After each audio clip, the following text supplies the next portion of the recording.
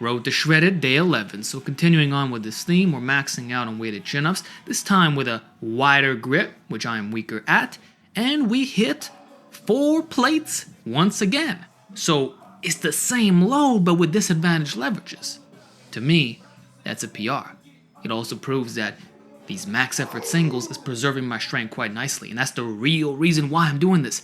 Last time I got shredded, I was weak like a kitten, and that is absolutely demoralizing, especially when you're known for strength. So by going heavy at the very beginning, then following up with bodybuilding work, I can maintain all performance attributes. So that's why you don't see me just jumping into the rep work like you're seeing here now. Technically, for hypertrophy, the gains would be exactly the same, but I want it all, okay? And why not? Because as you lose body fat, you can display more of your calisthenics gains. So we dropped the weight, 2 plates, hitting some pause reps at the top, lowering slowly, dead hang.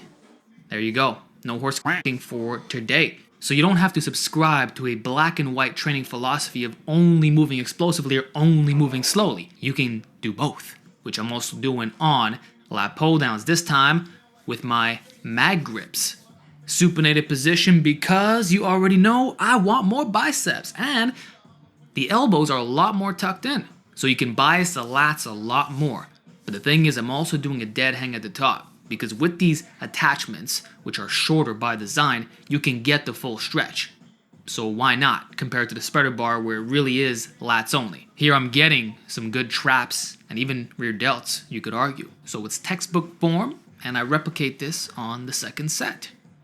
I'm feeling like 4 plates is the weight that I need to work with moving forward. 4.5 is a little bit too heavy unless I move explosively. But I feel like the way I'm doing it right now is better on the joints, better on recovery, and better for building muscle. Anyway, I'm pulling all the way down to my chest, so no half repping over here. It's to the point where I will terminate a set if it's stopping at, say, chin level. I want it to go below, because that is what I will do on weighted chin-ups. So you can be specific with your accessory work. In general, the more range of motion, the better. Now for the third pull, we do my signature cable inverted rows. Again, you're going to keep seeing these every workout because I absolutely love them. Until you give it a shot, I'm not going to shut up about the benefits. This is an S-tier exercise, better than most of the movements you do at the gym. Because you're pulling in a diagonal angle, you can really squeeze the lats.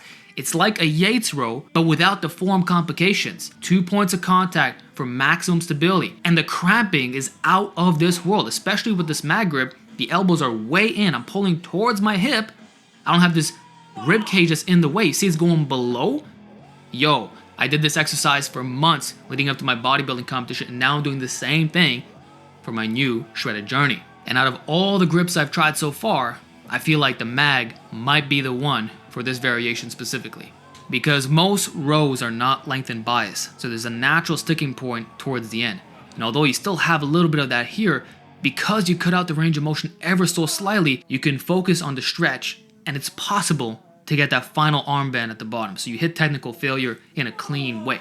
So that's it for all the compounds. I prefer doing more volume on vertical pulls. Used to be the opposite back in the day, but ever since I started specializing on pull-ups, which was the end of 2017, although we'll say 2018, that's how I've rolled. More vertical, less horizontal, but train according to your weak points. My upper back is thick enough. I mean, I used to be known for the yoke.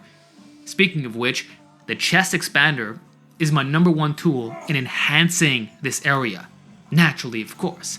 Here, I got 2 super springs and 1 normal. This is equivalent to 8 regular springs because the super are 3.5 times stronger.